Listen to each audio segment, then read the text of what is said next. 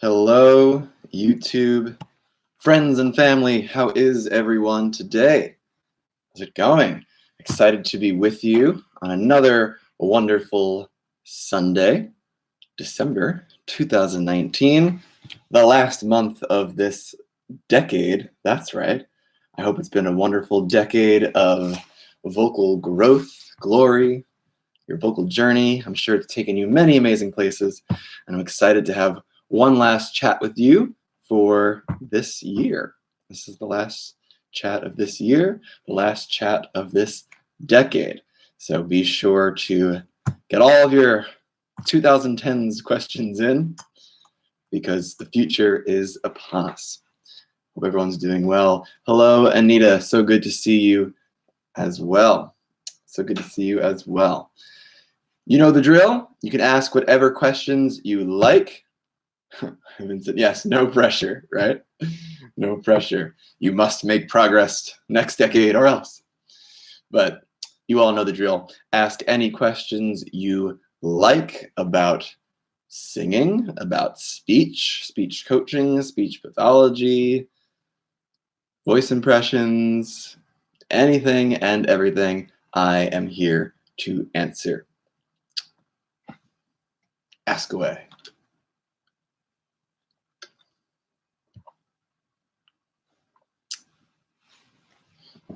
Let's see.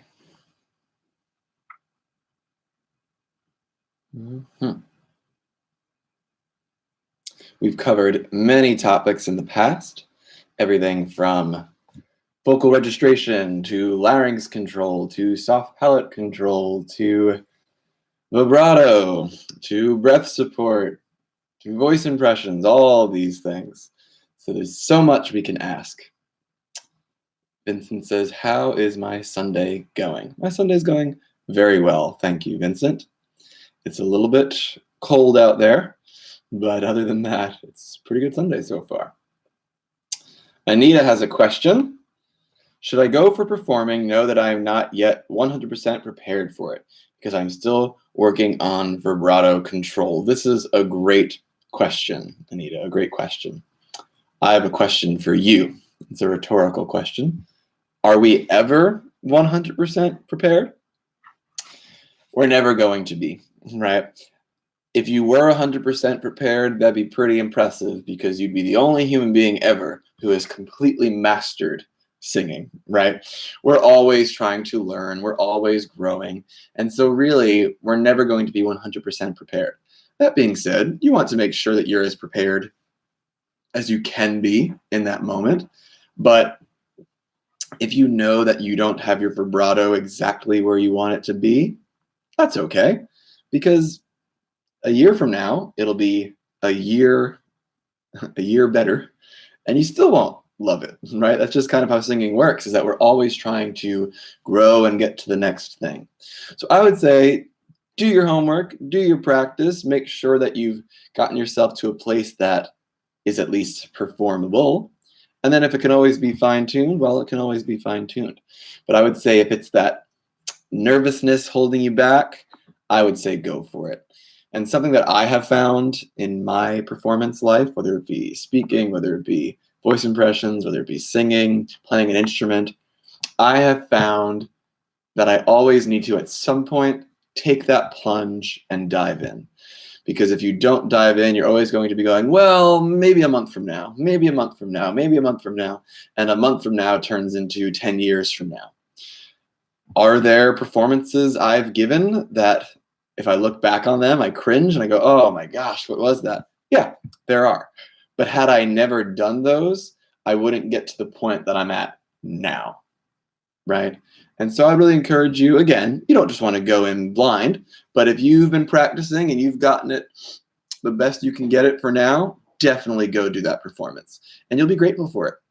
So I would actually say that a good, at least 50% of the skills that I've learned have been from just forcing myself into an event and just improvising in the moment. To give you an example, I used to play in an acoustic trio, and I did percussion, backup vocals, and occasional other little instruments here and there.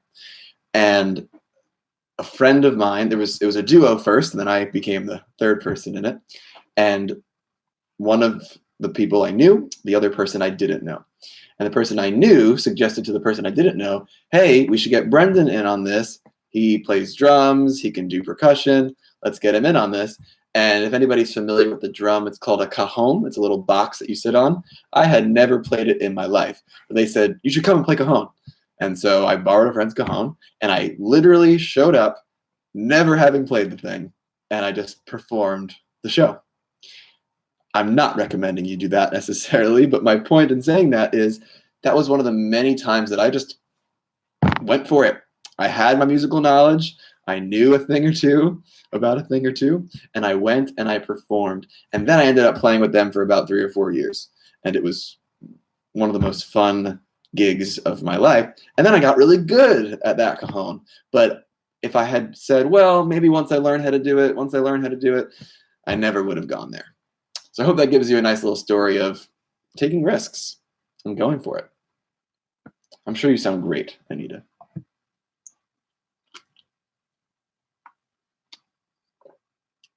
Great question. A question to spin off that, though, is what are you doing for vibrato control?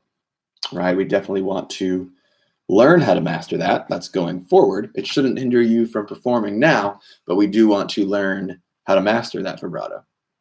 So that's important. And to do that, we've done some oscillating exercises, right? I've given all of you before the meet me, then eventually without the piano, meet me, and then speed that up and slow that down. Meet me. That can help you learn how to loosen up those chords a little bit, get the vibrato going. You're welcome, Anita. Your chest vibrato seems to go off control at times. Yeah, and again, if it's just off control at times, then definitely go perform. Don't let it hold you back. Don't let it hold you back. You'll find that you like it. You'll find that you like it. Most people, they're afraid of performing, and they try to perform, and they go, why have I not done this 5 years ago? But as far as your chest vibrato, it's interesting that your chest vibrato is having a harder time than your head voice vibrato, it seems like. That's because with the chest vibrato, we're holding on to those chords a lot more, right? We have a lot stronger, just natural compression of the chords. The chords are a little bit thicker. They're harder to move around. So that's pretty common. But again, it's just getting in there, doing those note oscillation exercises, and then doing compare and contrast exercises. So maybe you have one where first you do a straight tone, then you do a vibrato, then you do a straight tone. So straight, meet me, vibrato, meet me, straight, meet me. That's the way to do it. Or on one note, meet me, right? Going back and forth between the two. That's something you want to try as well. Yeah. And don't let anybody tell you that vibrato is the natural thing to do. It's not. It's a skill you have to learn. Everyone thinks you should just be able to do it, but it's not that simple. Hello, Sammy. So good to have you, as always. As always. We were just talking about performance and vibrato for those who just joined now. And our big takeaway was if you're worried about not being your best for performance, just go do the performance anyway. You have to get out there. Ooh, Sammy's got a speech coaching question. Sammy says, can you describe executive presence? I saw the phrase on the New York Speech Coaching website. For those who don't know, New York Speech Coaching is the sibling company to New York Vocal Coaching. We are a whole family of companies: New York Vocal Coaching, New York Speech Coaching, New York Speech Pathology, New York Guitar Teachers, New York Piano Teachers, New York Acting Coaching, New York Monologue Coaching, all under the same umbrella. But New York Speech Coaching is what Sammy is talking about. For those who don't know what speech coaching is working on speech and communication skills in the absence of a pathology or a disorder or a condition. For example, if you have something like vocal nodules, you go to a speech pathologist for that. But if you're just learning how to sound more confident, you go to a speech coach for that. As for what is executive presence, Sammy, this is a great question because some people mean different things by this. It's a term that's often thrown around in the corporate world. And what all the definitions have in common is this idea that when you walk in the room, you have a sense of calm, a sense of confidence, and a sense of authority about you that helps you to stand out. When you think of people who are in executive roles, CEOs, CFOs, COOs, not always, but oftentimes there's a certain presence about them. And many people who are wonderfully talented and gifted and have all the credentials to be leaders find that they're not able to rise to the top, and it's often because of the energy and the presence that they give off when they walk into a room. And so what we do at New York Speech Coaching is teach individuals how to exude that presence. And to be clear, I often say to my clients, this isn't fake it till you make it. This isn't be something you're not. Rather, we find that people's current speech habits tend to limit or be a barrier to them representing their most true self.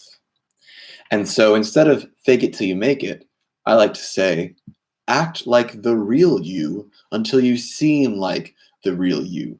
My clients come in and they are intelligent, they are competent, they are capable, but when they talk, they seem really nervous, even though they are experts in their field. So what we're doing is removing those barriers of the way that people come across and helping them to come across the way they truly are, which is competent, confident, capable people. That's executive presence in a nutshell.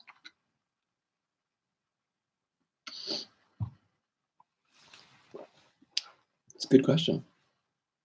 We haven't had too many speech coaching questions on this chat, which is fine. We're all singers, it's great too. But I'd be happy to entertain any of those. Even for those who are primarily singers in this chat, if you're interested in any of that, it will also affect your singing. Many of the principles that we work on in speech coaching, I find that with some of my singing clients, I think to myself, ooh, I'd love to work on A, B, or C with them because not only would it help their speech, but it would help their singing as well. Sammy says, fascinating. Do you have any tips for developing executive presence? Yes, I do. While this is something that we do with each individual client and we find their individual idiosyncrasies and the difficulties that they face, there are some general principles. I'll give 4. Number 1, we want to work on something that we refer to as our urgency or our urgency pulse. The urgency, Anita would like to know as well. The urgency pulse is this idea that we have a perceived need to think, speak, or act quickly. The perceived need to think, speak, or act quickly. Think about when you're on the spot, when you're presenting, when someone asks you a question out of the blue, you tend to respond immediately, usually with a filler word like We usually go and we're talking before we're even ready to actually address the question. And so the first thing we need to think about is, what is that level of urgency? Do we find that our speech is controlling us or that we are controlling our speech? Slow down, calm that urgency, never respond out of necessity, but out of desire. Speak because you want to, not because you have to. That's number 1. Number 2, something we call commitment. This means speaking with a sense of purpose, conviction, belief in what you say, and not self-deprecating or self-defeating or undermining your own credibility. We don't want to start a speech saying, just so everyone knows I'm not very good at speaking. None of that. Even though you have the urge to do that, resist that and instead speak affirmatively. Moving on down the line here, number 3, something we refer to as relaxed stillness. This has to do with your energy, your physicality. Are we frenetic? Are we moving all over the place? Or do we have a sense of calm, relaxedness, and stillness to us? And last, but certainly not least, something we refer to as speaking at the rate of no mistakes, or speaking at the rate of no clutter. This means removing filler words, pronunciation, articulation errors, tangential sentences, removing those from our speech so that our speech always sounds purposeful, intelligent, capable, etc. When I am in a speech coaching session, I never say the word There are no ums. There's no filler words. We learn how to speak at a pace at which we won't make those mistakes. Now, can you say in life? Sure, because you want to, not because you have to. You should be able, as all of our coaches are able, to turn on that speaking at the rate of no clutter or no mistakes and remove all of those filler words and aberrations in our speech from our communication. If you can be calm with no urgency, speak with commitment, be relaxed and still, and have no mistakes or clutter in your speech, that is somebody who's going to come across as strong, confident, capable, and have that executive presence. I just gave you weeks of information in about a 3-minute period. I hope that was helpful.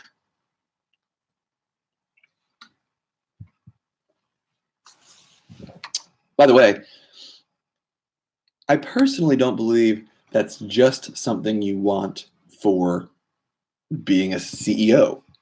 I think those are skills that we want in life. And when you're trying to make a good impression on anyone, which why would you not want to make good impressions on people? I think those skills should shine through in all of those instances.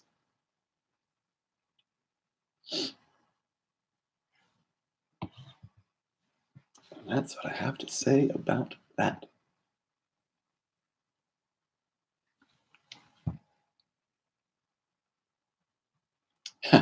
Sammy says, thank you. I love how you had executive presence, how you explained that. Trisha and I covered a lot of those bases, but never called it executive presence. Yeah, that was the goal. The goal was that as I'm explaining those concepts, that I should be exhibiting and inhabiting those concepts. They are the fundamentals of executive presence. There's always advanced work beyond that, but those are definitely the primary skills, for sure. I'm glad that was helpful, Anita.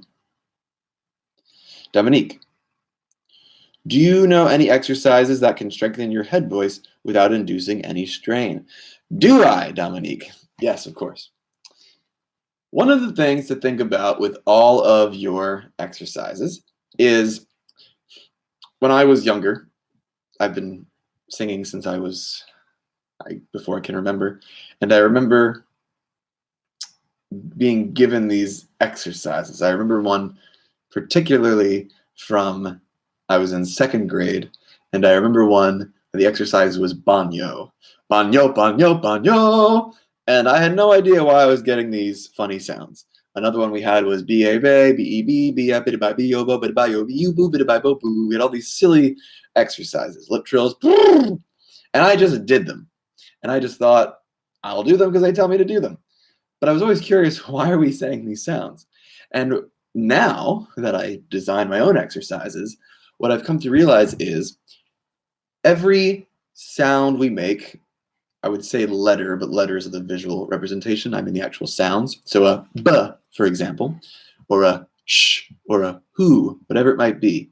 Every sound carries with it certain intrinsic vocal coordinations, meaning when you do a specific sound, it lends itself to a particular kind of voice.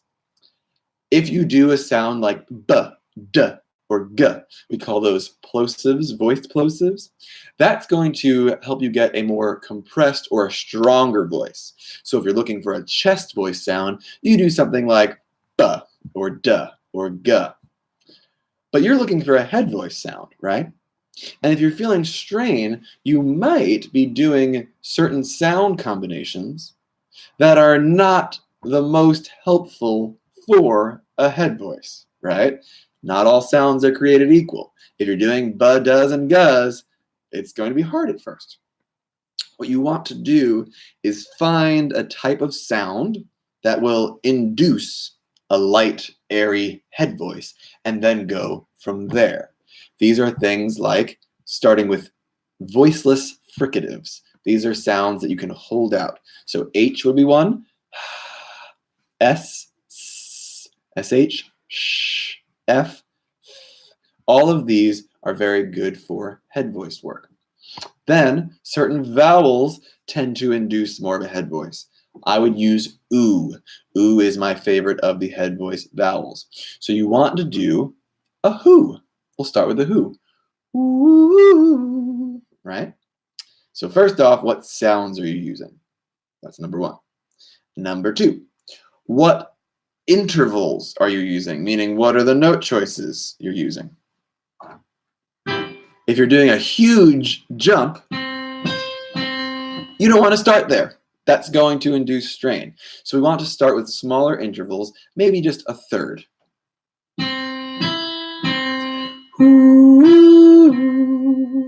And we also might not even want to go up like that at first. We might just want to go down.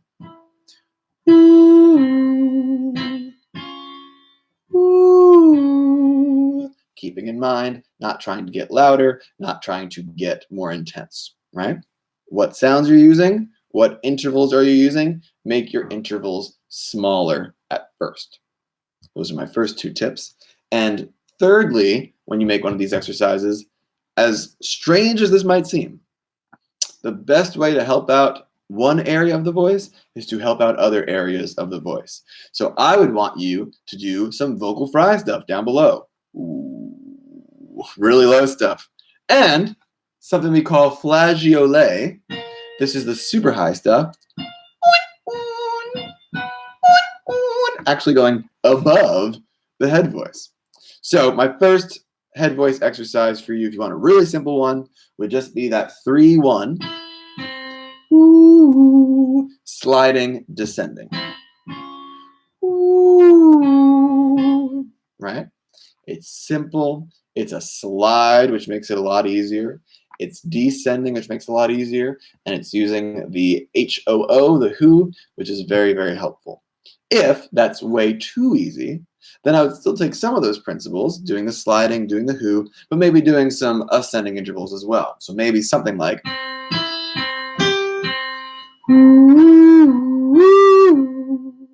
keeping it light, never push it.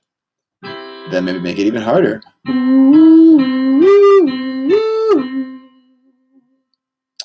I also would encourage you to do some agility exercises, so doing that fast.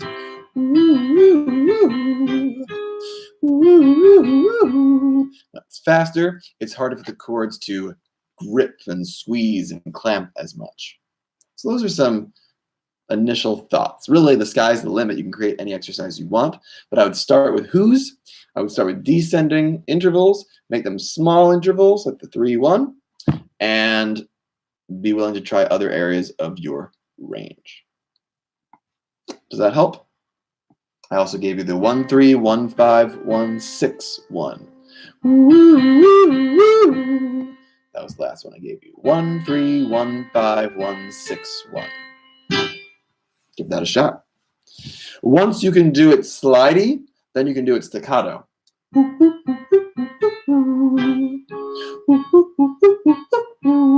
That will also prevent you from really clamping and straining and squeezing on it. One last thing I'll say is you might want to pay attention to your larynx height. You might be throwing that larynx way up there. So then you might want to use a sound like a ho. And making it as dark and dopey as you can. That's a start. You also might want to check out Justin's head voice episodes on Voice Lessons to the World. I'm sure he has some specific exercises there as well, and you can actually see them visually and see the numbers, which I know you can't really see here.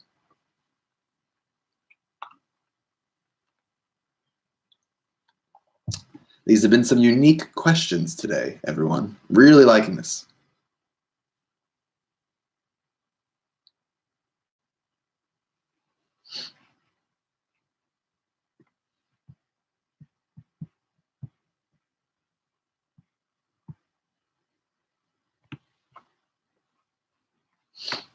Exercise design, by the way, just to keep talking about that for a second, is an interesting thing. I think everyone is often just looking for specific exercises, when I would really encourage you to try to create your own. Obviously, that's why you have a voice teacher to help you do that. But even trying to create your own helps you understand what you're really doing. And so you have to think about, why can't I sing this particular note? Why do I have this weird transition? Is it the sound I'm using? Whatever it might be, it's really helpful to break it down and see if you can figure out how to create your own exercise to get at it. Hi, Brendan. Any tips for training the low range of contralto voices like B2 and C3? Yeah, with low-end voices, or the lower end of voices, of any voice, really, whether it's alto, whether it's baritone, bass, soprano, tenor, there is a little bit of a that's kind of just how it is aspect to it. Now I'm going to clarify that. It's a lot easier to gain higher notes than it is to gain lower notes. There's a bit of a floor. That being said, I would, if it's at the very low end of your range, encourage you to do slide exercises going from your low chest into your vocal fry area and back up again, and trying to smooth out that transition. That might get you an extra note or two down there, but it's difficult to make your lowest notes loud and boisterous, and that's what microphones are for, right? That's why people's voice types tend to not be at the lowest end of their range, because it kind of works like this, meaning our lowest notes, we can't get that loud, then we have our sweet spot, and then our highest notes get really quiet too. It's kind of how singing works. And so it's going to be difficult for you to get those super loud. You can get them a little louder if you pay attention to your breath support and by just constant practice of them. But I would say the sliding from the chest voice into the vocal fry range, that'll sound like this. Mum, mum, mum, mum. I'm not in fry yet, but I will be soon. Mum, mum, mum, mum. Probably this next note. Mum, mum, mum, mum. Now I'm starting to fry a little bit. Mum, mum, mum, mum. Now I'm really in it. Mum, mum, mum, mum. Lay that all the way down, then come back up. Mum, mum, mum, mum. Mum, mum, mum, mum. Mum, mum, mum, mum. And now that note that I couldn't get before, I'm actually kind of getting in a real chest voice now, quiet as it may be, right? And so the mum, mum, mum will help you find the notes, and then mum to get that slide. I would do that through to your vocal fry, come back up, through to your vocal fry, come back up, and that transition area, you might gain an extra note or two there. Hope that helps. Anita, what's your plan for Christmas, Brendan? Oh, Christmas. Christmas is a busy time for me. Every year at my church, we do a Christmas event, a Christmas special, and it's brand new every year, and yours truly has to create it every year. So very little sleep in the month of December as I do that, but that'll be exciting. So I'll be performing that, and then just Christmas with the family, really enjoying the day. Love Christmas. My life right now is just Christmas music 24/7. So looking forward to that. Thank you for asking. Sammy, how does a Skype singing lesson work? Do you send audio files of voice exercises to sing along with, or do you have piano on your end? The lag, right. And does lag affect Skype singing lessons? I liked your rephrasing the question. That was good.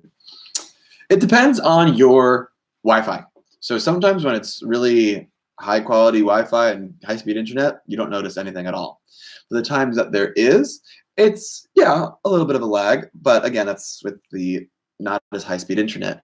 But that's okay, because we still can do a little call and response. So I can do the exercise, mum, mum, mum, and then you go. Mum, mum, mum. So a little more a cappella there, but you'll still hear the piano on this end.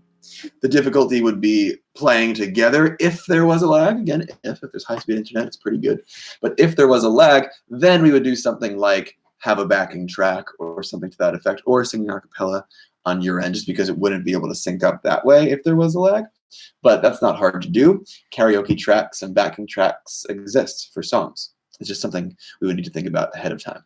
But we serve many, many, many, many clients all around the world, and they enjoy it. And so Skype is a great way to get with a voice teacher that you love that isn't necessarily in your area. Says, I'll give it a shot. I'm glad. Hopefully that works. And Dominique says, thank you to try that. Yeah, give them a try. Come back to the next chat and let me know how it went.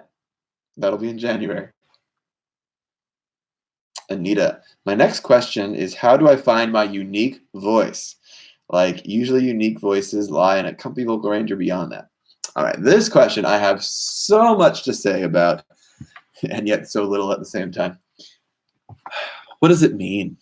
Right, I'm not trying to get too philosophical on all of you here, but what does it even mean to have our own unique voice? Is there such a thing? Some will say yes, some will say I don't know, some like me will say I'm not sure.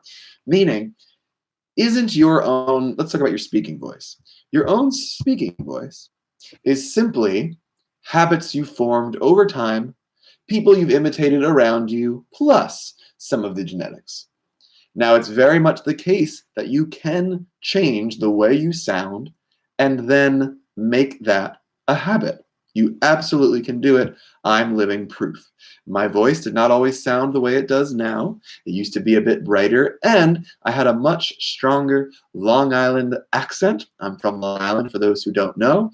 And if anyone knows the Long Island accent or dialect, it's things like coffee, water, heater. I used to talk like that, or as I would say then, talk like that. The point being, you can learn to retrain your voice and create your own unique voice, your own unique way of speaking that you feel is most authentic to you.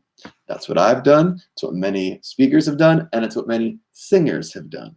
So I would ask you, what do you want your voice to be?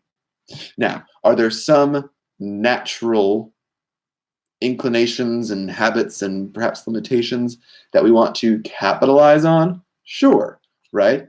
One little trick you can try is next time you try to sing, try to not sing, but just talk in melody. What I mean is, sometimes when we try to sing, we try to be a good singer. Do you know what I mean?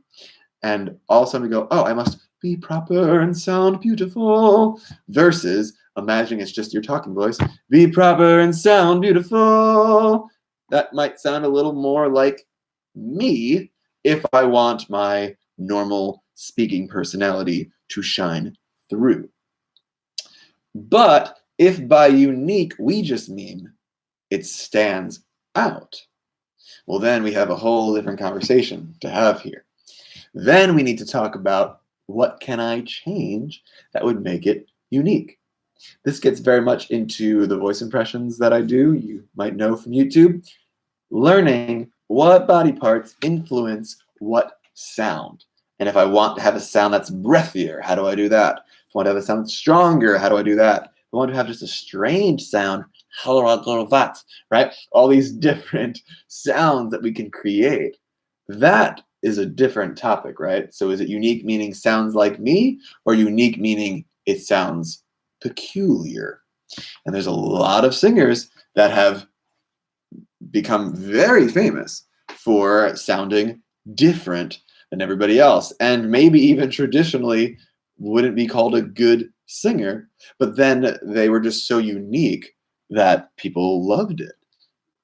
This is an old example, but Guns N' Roses, Axl Rose, welcome to the jungle! That's sort of, right? That is strange at first, and everyone probably thought, what is this? And then they became one of the most popular rock bands of that time period, right? And so, to recap this, do you want to sound like the way you sound like now? Great. Then talk, sing, and see what comes out more naturally. Do you want to sound a unique voice that you've crafted? Well, then you need to decide in what sense. And the best way to do that is to play with extremes. Larynx height, up, down, palate up, down, tongue clenched, pulled back, push forward. All these, a distortion, all these different things that we can do to mix and match and create a unique voice. There is an infinite number of different types of voices we can have. And so you can find your own unique one.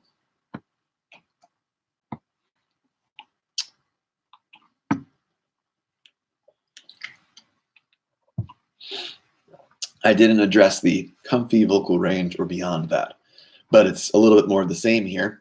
The comfy vocal range would probably sound a little more like your talking voice, and the uncomfortable range would perhaps sound very different than you, right?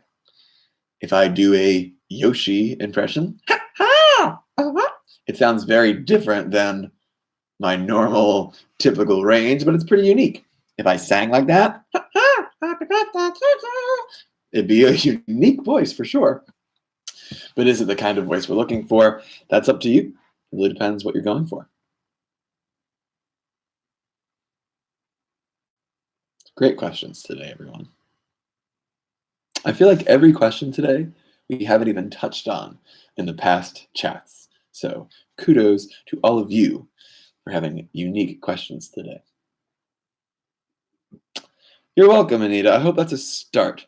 I recognize that it's a little bit not direct. It'd be nice to give you a one answer of this is how you find it, but it's a process.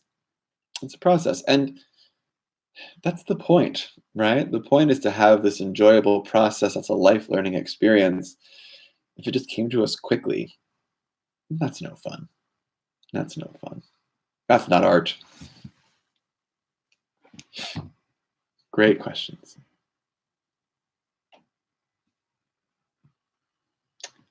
One more point on that. I would say have fun imitating other singers and speakers, even if you think you're not good at that sort of thing, because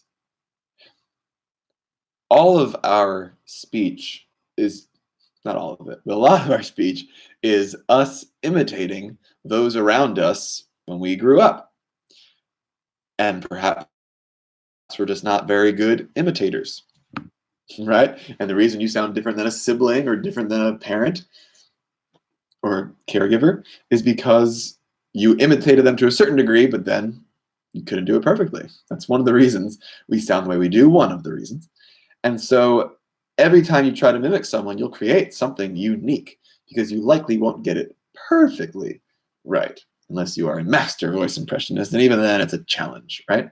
And so I would say try to imitate and see what comes out. And you'll go, oh, I didn't know I could do that. There have been so many times where I've tried to imitate a singer or a speaker and it opened up new avenues. I went, wow, I've never made that sound before. How did I do that? And how can I use that? Yeah, so definitely try imitation. Imitation for sure. Yeah, exactly, Anita. Anita says she learned a lot in singing and techniques by imitating a lot of artists. Yeah, you have to. It's imitation, then innovation, right? Nobody learns how to sing in a vacuum. We all have inspirations. We all have people that we draw from. You have to. You absolutely have to. Every once in a while, something comes along, people's like, wow, this is so unique. They're a genius. They're this. And the truth is, you can find where that came from. You can trace it back because we have to. We have to work that way. Not that there's no innovation, but it always comes from somewhere. Vincent says, I find it very hard to belt without using a lot of twang. Good point. First, let's discuss what belting is, because I think sometimes, I'm not saying this is the case with you, Vincent, but sometimes people might have a misunderstanding of what belting is. And so I do just want to clarify that. Belting is not just singing really high and loud. So if anybody thinks that's what belting is, that is not what belting is. Belting is whenever you drag one register beyond where it comfortably sits and drag it up to where the next register would naturally want to be. Doesn't need to be loud. Doesn't need to be full of force. It often is, but it doesn't need to be. So this is like if I, for example, on an E flat, if I want to start getting headier there, but I keep it chest, that's a belt. Or going from vocal fry to chest, or going from head to flageolet. Those are all belts. It's not how we often think about it, but that is what a belt is. And so I would say, if you're using a lot of twang, the best thing you can do is some sliding and dragging exercises that start in your chest. Ga, and then go up and up. Ga, until you get to where you want to break and keep the chest there. Let's see. Ga, it's getting close to the spot for me. Ga, it's a little bit of a belt for me. Ga, that's what a belt is, but it doesn't be loud. Ga, right, it's going past where I normally want to start flipping a little bit. So dragging it's the best way. Why is that good for twang? Because you're maintaining the properties of your low note and pulling it up. Another thing you might want to do is to do a larynx drop on it, maybe a ga-o. Ga-o. When you lower your larynx, it's going to be infinitely harder to do twang on that. So if you do some drags, some ascending drags with a larynx drop, that will fix the twang problem. Sammy, I bought the Voice Lessons to the World home course. Do you have any tips to get the most out of it? Use it regularly with a day of rest here and there. But start at the beginning. Start at the beginning. And this is less about that course and more about progressing in general. Throw your pride out the window, meaning start at beginner 1 and spend time on it. Do that beginner 1 every day. Take your time on it. Don't feel like, ooh, I should be at beginner 2 by now. I should be at master by now. Not that you can never jump around a little bit. You absolutely need to sometimes. If you're stuck on the same thing, you're going to want something new, and that's important. But don't go, well, I kind of did it. I can move on to the next one. Make sure that you're really doing it, that you're really getting the most out of it. Again, sometimes if you're up to beginner 3 and you're on that for weeks, I get it. That can be tricky. So go back to 2. Try 4 a little bit, then come back to 3, right? But never go 3 above where you're supposed to be. Really make sure that you master each level with a little bit of flexibility here and there before moving on to the next, because there's a part of us that goes, ooh, I should be able to do this. I should be able to do this. And then we just create shortcuts, right? And the shortcuts, I can promise you, if you do shortcuts now, they will have to be deconstructed and relearned in the future. So just learn them now. That's my advice. Start at the beginning and don't cheat.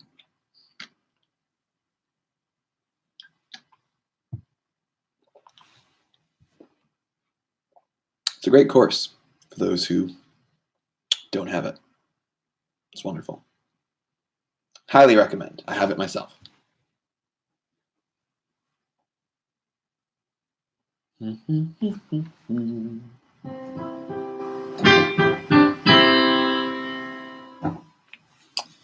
Bring on the questions, everyone. Just so everyone knows, I truly look forward to these chats every month. It's been a joy. Just a joy. So thank you for being a part of it.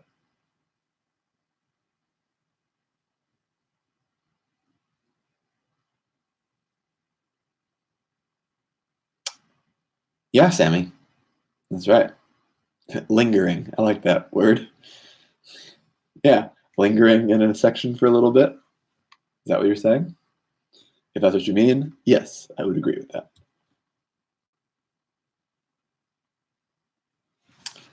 Let me talk a little bit about Vincent's question again with the twang, just for those who might not be familiar with what twang is.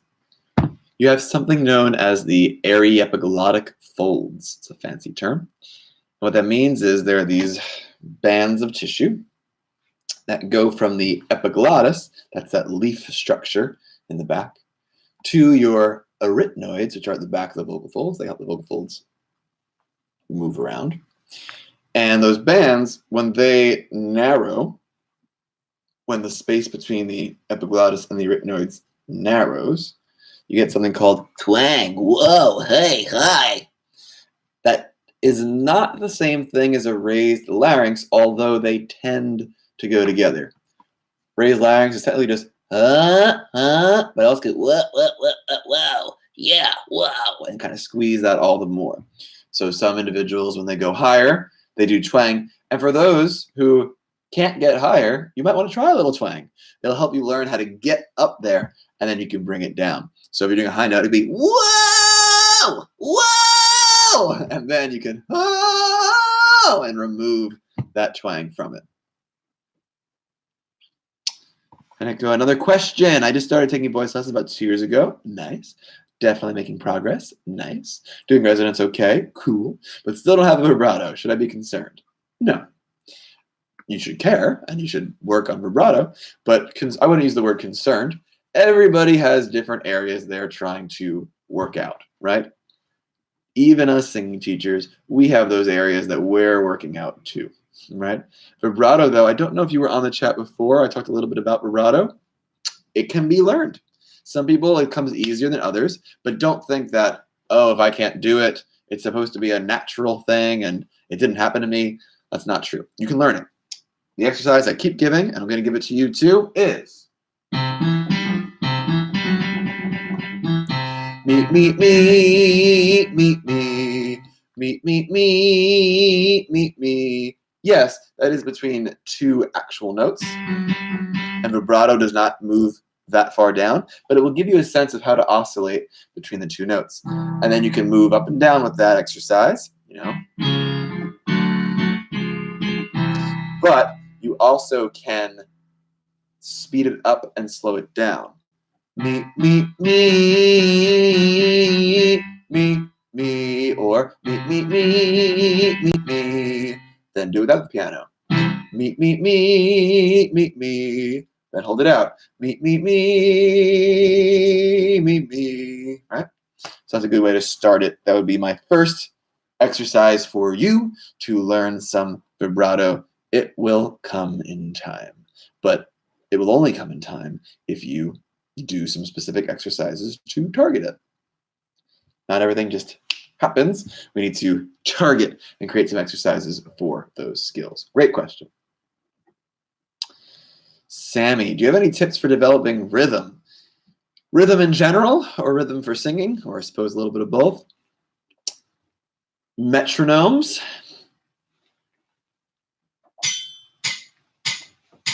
Get a metronome and learn how to sing and speak to it. Get a metronome, learn how to stay in time with that. Learn how rhythms work. I don't know if everybody here is into reading music. I know a lot of my singers do not read music, and that's understandable. But you might want to look into it a little bit, because I find with everything that once you understand the concept, it's easier to execute the concept. So learn how rhythms work. Learn how to subdivide or break a rhythm down into its corresponding rhythms. So metronomes and learning how rhythms work, I would say, are the best two ways to do it. And then, like everything, practice, practice, practice, practice, practice. Once in a while, my voice teacher said, oh, there's your vibrato, but I don't recognize it. Yeah, it's likely that it'll come out every once in a while. But it sounds to me like you might need to do some real targeted exercises on that, as I was just saying. If it's been 2 years and it hasn't really developed and you don't really have the awareness over it, then you have to create that awareness yourself. That comes through these exercises. Anita says, last question. Doesn't need to be your last question. Why does my vibrato doesn't come out at all in breathy singing, just like Delta Goodrich song, Not Me, Not I? I'm not familiar with that song, unfortunately, but why doesn't it come out in your breathy singing? Well, there could be a million reasons for that, but the reason is less important than the cure. And the cure would be that you need to do some breathy vibrato exercises.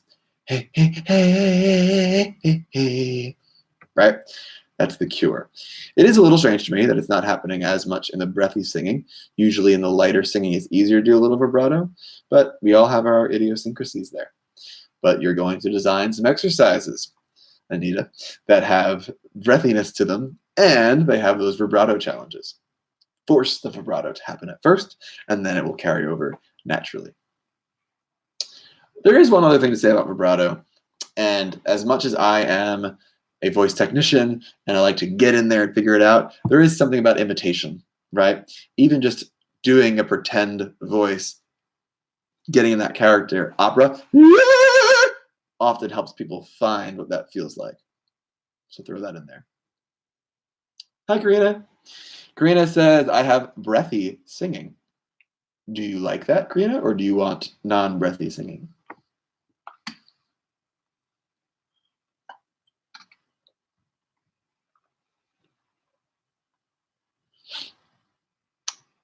If you want non-breathy singing, there's a way that does give me good chord closure. So chord closure and breathiness. Let's talk about this. We've used the term on this chat before, the term compression.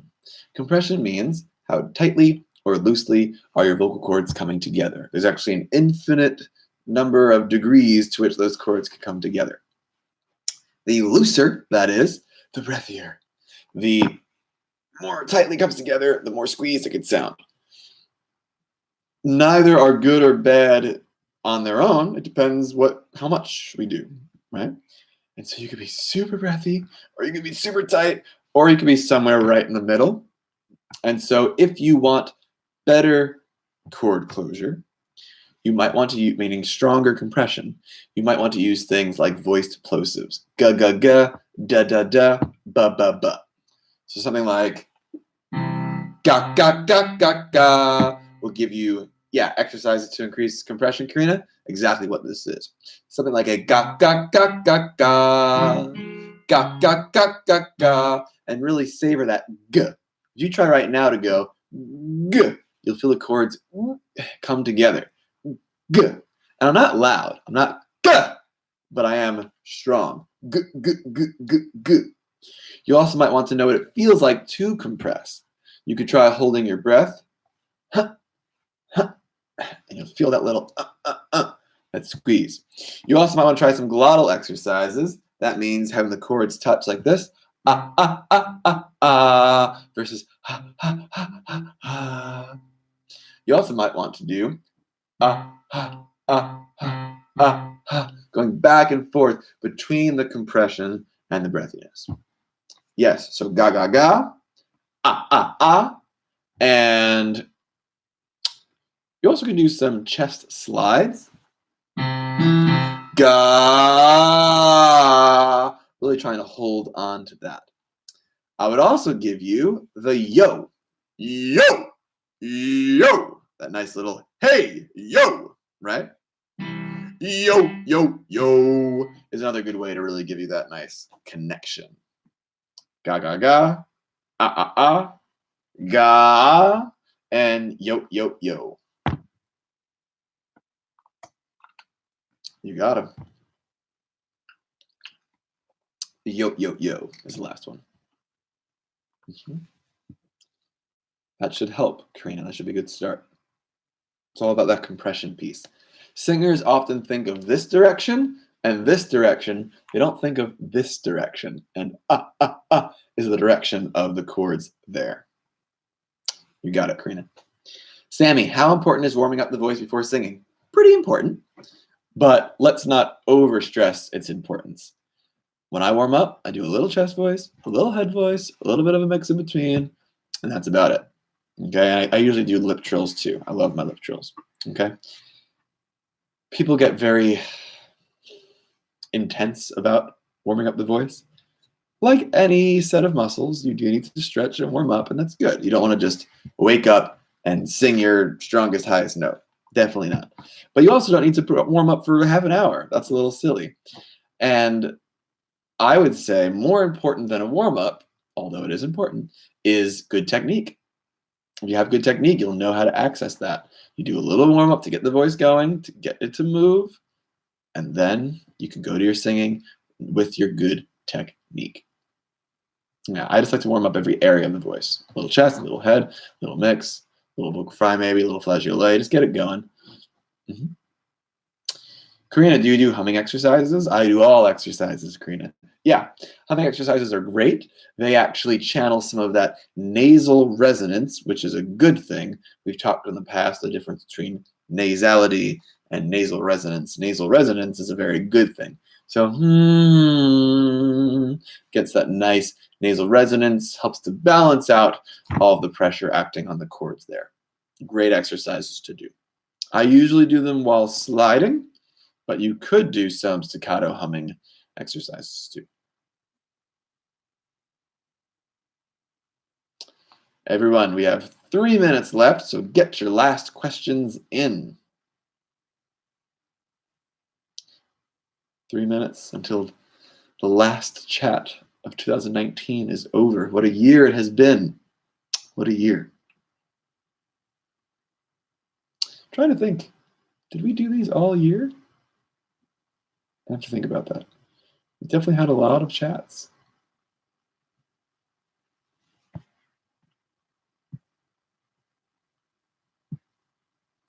Yeah, Karina, staccato just means separated. So these would be versus not sliding, but staccato. That's what that would be.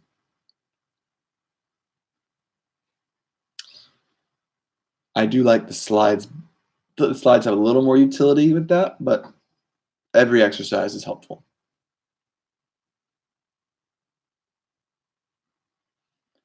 And